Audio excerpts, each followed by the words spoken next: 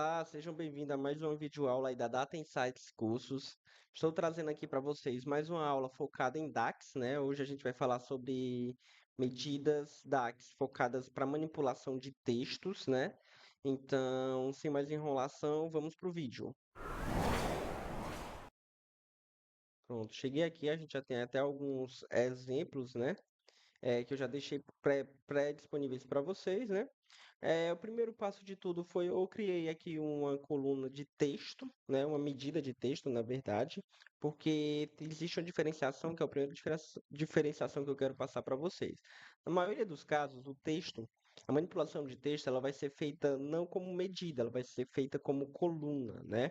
Eu vou criar uma coluna e vou trazer as informações dentro ali da minha coluna. Por quê? Porque a coluna, se eu criar uma nova coluna, ela vai me permitir manipular diversas informações de texto. A minha medida, ela só me permite manipular apenas um texto. Então, consequentemente, eu criei uma medida chamada apenas Data Insights Cursos. Assim, eu consigo manipular apenas ela, porque é só uma única informação. A partir do momento que eu precisar manipular mais de uma informação, eu vou precisar criar uma nova coluna. Como é que funciona? Eu venho aqui na minha tabela que eu quero criar a coluna e logo de cara vai aparecer a opção aqui, ó, nova coluna. Então eu vou clicar para criar uma nova coluna e vou definir o que é que eu quero que ela faça, né?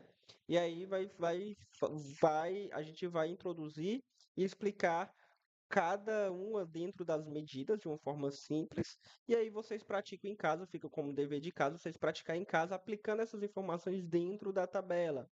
É a mesma lógica, é a mesma funcionalidade, a diferença é que ela vai replicar a lógica para cada registro da minha coluna aqui, né? Para cada registro que eu tiver aqui na minha base de dados. Inclusive, eu vou excluir essas aqui que eu fiz apenas para testes, tá? Que aí vai ficar é, essa base de dados aqui para vocês fazerem essa prática em casa, tá bom? Essa base de dados vai ficar disponível. Então, como eu falei, eu criei uma medida chamada texto, coloquei o nome Data Insights Cursos aqui como string, e aí a primeira medida que eu construí foi a de atualização ou a de concatenação, né? Eu costumo fazer muito essa daqui, né? E usar no dia a dia, né? Que é a medida de texto que eu mais utilizo, para fazer justamente isso que eu fiz para vocês. Eu vou refazer ela aqui para do zero para fazer juntamente com vocês, né? O que é que ela faz? Ela une dois textos, né? E aí ela me pede o primeiro texto e o segundo texto. E aí no primeiro texto eu vou botar relatório atualizado dois pontos, vírgula, eu vou definir o segundo texto. O segundo texto não necessariamente precisa ser um texto, pode ser outra medida sem nenhum problema, que é o caso que eu vou usar aqui o decenal. O decenal é a medida que serve para retornar a data e hora de atualização do meu Power BI, né? Então, eu vou colocar aqui, ó, o decenal para me retornar a data e hora de atualização. Como vocês podem ver, ele já fez aqui até a atualização aqui. Só que tem um porém, né? Essa data e hora, ela me retorna de um fuso horário, de uma região diferente, dependendo da configuração aí do seu Power BI, vai variar aí um pouco mais, né? Por padrão, quando você baixa, esse fuso horário é de 3 horas. Então, eu sempre costumo usar a fórmula time, que é a fórmula para criação de tempo, e o que que ela me pede? Três variáveis, uma que seja a hora, um que seja o minuto e outro que seja o segundo. Como eu sei que o fuso horário é de 3 horas, vou botar 3, 0, 0, né? E aí eu fecho aqui tudo, né? O colchete, e aí sim eu vou ter a data e horas corretamente ali, né? Do tecenal. E aí, quando o meu usuário entrar no meu Power BI, vai ver lá a data e hora de última atualização e vai ter uma noção de qual foi a última hora que foi atualizado aquele relatório, né? E aí a gente tem aqui a fórmula minúsculo e maiúsculo, que eu já deixei aqui disponível para vocês. Ela é bem simples, literalmente é só eu chamar o lower para poder fazer o minúsculo, né? E colocar a minha variável. E para o maiúsculo, eu tenho que fazer o upper, né? E colocar a minha variável. Consequentemente, a minha informação que eu escrevi aqui, que é com somente as primeiras letras maiúsculas, ela vai passar a ser toda minúscula e aqui seria toda maiúscula, né? como vocês podem ver aí nos próprios cartões. Então, eu também trouxe para vocês o left, né, que é a esquerda, como é que funciona essa variável, né? Essa aqui eu vou fazer do zero para vocês verem na prática, né? O left, ela me retorna as informações do meu texto da esquerda para a direita, a quantidade de caracteres que eu desejar ou estipular, né? Então, eu posso fazer aqui botar minha variável, né? Primeira solicitação é qual é o texto que ela vai puxar da esquerda para a direita. E a segunda solicitação é quantos caracteres eu quero que ele puxe, né? Eu vou dar um exemplo aqui, vou colocar 6 de propósito para vocês verem, que ele vai puxar o i do Data Insights, né? Porque eu defini 6 caracteres. Então, ele pegou o primeiro, o segundo, o terceiro, o quarto, o quinto, tá? Espaços contam também, e o sexto. Nesse caso, eu quero só o nome e data. Então, coloquei 4 caracteres. Da mesma forma, funciona com o right, né, que é o da direita, né? O da direita, a diferença é que ele pega as informações da direita para a esquerda, a quantidade de caracteres que eu defini. Então, nesse caso aqui, eu estou pegando aqui a minha medida texto, definindo que eu quero os últimos 6 caracteres, então ele está extraindo do S até o C. Se eu definir mais, por exemplo, tá 8, ele vai pegar o S ali do Data Insights, né? E não é o caso que eu quero, né? Então, eu vou botar aqui só 6 mesmo. E existe uma junção das duas, que eu posso juntar as duas, né? Left com right e pegar o meio. Como é que funciona isso aí, Ezequiel? Vou refazer essa daqui para poder explicar para vocês de forma detalhada, tá? Primeiro eu faço um write, né? E aí eu digo qual é o texto que eu quero e digo a quantidade de caracteres. Eu vou dizer 16, por quê? Porque eu quero que ele pegue os 6 daqui e os 10 daqui, até o i da insights. Quando eu pegar as informações daqui até aqui, eu vou fazer o left agora. Isso funcionaria ao contrário também. Se eu quisesse pegar do 14 aqui da esquerda, também funcionaria se fosse o left, sem nenhum problema. Só que aí eu vou querer só 14, que são menos caracteres nesse lado, né? E aí eu vou querer agora fazer um write. Opa, fazer um write dentro do meu left que eu fiz. Só que dessa vez eu vou querer que ele me retorne só os 10 caracteres do nome sites. E aí, consequentemente, eu consigo as informações do meio, né? Existe essa possibilidade também. E existe o len. O len, ele literalmente me retorna a quantidade de caracteres totais que tem o meu texto, né? Então, nesse caso aqui, Data Insights Curso, eu tenho 20 caracteres no total. Isso é interessante aí para fazer algum tipo de análise ou algum tipo de validação. Existe também a fórmula procurar, né? Eu não tinha finalizado ela aqui, eu vou fazer com vocês. Então, como é que funciona essa fórmula, né? A search. Ela pede o que é que eu devo procurar. Nesse caso aqui, eu vou botar para ela procurar cursos, né? Aqui tem um detalhe importante que eu posso passar para vocês. É indiferente estar maiúsculo ou minúsculo, tá? Não preciso escrever literalmente como está na string. Se eu deixar minúsculo, ele vai entender. Se eu deixar todo maiúsculo, ele também vai entender. Em qual texto ela deve procurar? Qual posição ela deve iniciar a procura? E se não encontrada, ela vai me retornar o quê, né? Posso colocar aqui alguma informação se eu quiser. Vou deixar zero aqui. A partir do momento que eu colocar aqui, ela vai me retornar em qual posição ela encontrou aquele texto, né? E aí ela vai me dizer, a partir da 15, a partir do caractere 15, essa informação foi encontrada. É mais ou menos dessa forma funciona. E é interessante porque eu posso juntar essa procurar com a minha left. Por quê? Porque a minha left pede qual é a posição que eu quero. É a posição de número. Aliás, perdão. A minha left e a minha right, ela pede quantos caracteres quer extrair.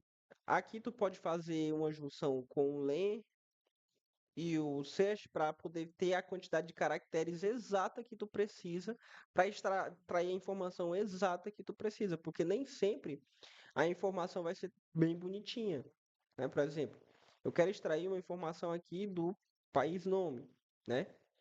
E aí eu quero literalmente só o primeiro nome, eu quero que seja Reino, Estados Unidos, só que como vocês podem ver, nem todos têm. Tu pode colocar a set para procurar o espaço, e aí fazer um write para poder pegar os caracteres só a partir do espaço, né? Antes do espaço, né? Seria o set menos um. E aí ele vai fazer isso, retornando apenas o primeiro nome aqui, né? De cada informação.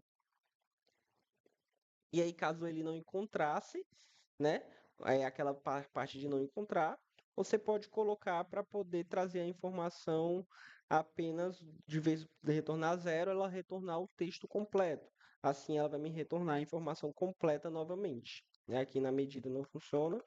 Como eu falei, tem coisas que não vai funcionar dentro da medida por conta que o contexto é de uma informação única.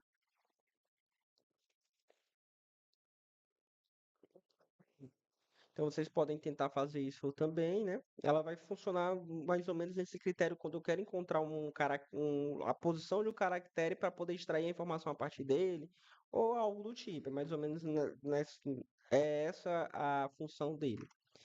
E aí a gente tem o substitute, né? Também aí em algumas linguagens conhecido como o famoso replace, que é literalmente para poder substituir informações, né? Substituir. Eu vou chamar aqui, não. Pronto. Ela vai me perguntar qual é o texto, né? E aí ela vai perguntar qual é o velho texto. Eu vou botar aqui o nome em sites. E ela vai perguntar qual é o novo texto. Quero que seja. Eu posso definir qualquer coisa aqui que ela vai funcionar, né? A partir daqui já é o necessário, a instância não é obrigatória. Então eu posso vir aqui. Acho que eu escrevi alguma coisa errada. Eu acho que é porque aqui ela é case sensitive, nesse cenário aqui, se eu não me engano. Deixa eu fazer um teste. Pronto, exatamente. Ela é case sensitive, tá? Diferente da procurar, que ela é indiferente se ela botar maiúsculo ou minúsculo. A substituir ela é case sensitive. Eu tenho que definir exatamente como está no texto. Se eu não definir, ela não vai entender. Então tá aí, eu troquei data, o nome sites por texto. A partir do momento ela ficou data texto cursos, né? Então é mais ou menos assim que funciona. Também é utilizado em casos específicos, né? E aí, por último, a gente tem aqui dentro do coisa o trim, né? O trim ele serve para poder eu realizar a limpeza. Ele serve para eu fazer a limpeza de um texto, né? Eu vou criar um novo texto aqui, vou chamar de texto 2 e vou colocar alguns espaços, que é justamente a limpeza que eu falo, é isso, né? Essa limpeza de espaços a, entre os nomes, né? Ela vai limpar o trim à esquerda e à direita, né? Dos nomes. Então, data insights cursos e vou colocar espaços. Se eu trazer essa informação para cá, aqui eu praticamente vai ficar imperceptível. Deixa eu botar aqui um card duplo para ver se ela consegue me trazer. Fica um pouco fica sem percepção, né, do espaçamento, mas a gente tem uns espaçamentos aqui, como vocês viram, a gente incluiu. E o trim ele serve justamente para poder fazer essa correção desse espaçamento. De novo, é uma função que é mais utilizada dentro de uma coluna, quando eu quero fazer a limpeza dela mesmo. Quando eu identifico que tem espaçamento aqui, eu posso fazer essa possibilidade aqui dentro. Como também eu posso fazer lá no Power Query, que eu acredito que eu apresentei para vocês também, lá na aula focada para Power Query, que eu até recomendo mais fazer dentro do Power Query, que aí eu já trago a informação limpa para dentro do meu Power BI, tá? Opa, trim, ela vai me pedir o texto, eu vou botar aqui, né, texto 2, fechar colchete, e teoricamente, né, é para ela me retornar a informação sem esses espaçamentos, né, aqui entre as informações, nesse caso aqui. É basicamente para isso que funciona, para isso que serve a fórmula trim. Tá bom? Vai, como eu falei, ela fica mais perceptível dentro da tabela mesmo, que é onde eu vou conseguir identificar esses espaços em branco. Aqui é porque eu acho que o próprio Power BI já faz esse tipo de tratamento dentro da visualização para não ficar esses espaçamentos. Por isso que talvez não fique tão perspectiva aqui no texto 2, mas como vocês podem ver, eu tenho de fato essa informação. Aí na prática a gente pode ver fazendo um left dentro do trim, né? Aqui, ó, vou fazer aqui um left trim. Então eu vou fazer aqui o trim. Aliás, como eu já tenho a medida trim, eu vou chamar ela dentro do left, né? Fica mais claro aqui, left. Aí eu vou chamar a trim e vou dizer os 4 caracteres. Se de fato ela tiver feito a limpeza dos espaços, né? Ela vai retornar só espaço e branco, se ela não tiver feito. Se ela tiver feito, ela vai me retornar o nome data, né? Que é o que a gente está esperando aqui que aconteça. Então eu vou pegar o left trim, botar aqui dentro. E aí, como vocês podem ver, é justamente o que ela trouxe. Se eu fizesse o left sem trim, né? Vou fazer aqui, ó, left testes. E aí eu vou fazer aqui o left, vou colocar o texto 2 aqui e vou dizer que eu quero os 4 caracteres. Já ela vai me retornar o espaçamento em branco, como vocês podem ver. Então, na prática, ela está funcionando mesmo essa limpeza ali dos espaçamentos em brancos ao lado direito ou esquerdo do texto, tá? Então, gente, era só isso que eu queria passar para vocês nessa aula. Espero que tenham gostado. Não esqueçam aí de compartilhar esses vídeos com colegas, amigos, eu sei que vai auxiliar vocês aí, né, entrando aí, para quem está entrando aí nesse mundo aí de criação de relatórios, né? De dados também. Então, quem tiver interesse em continuar acompanhando, né? Peço que nos incentive aí, dando seu like aí embaixo, compartilhando, se inscrevendo no canal. Agradeço a atenção de todos e desejo aí ótimos estudos. Tchau, tchau.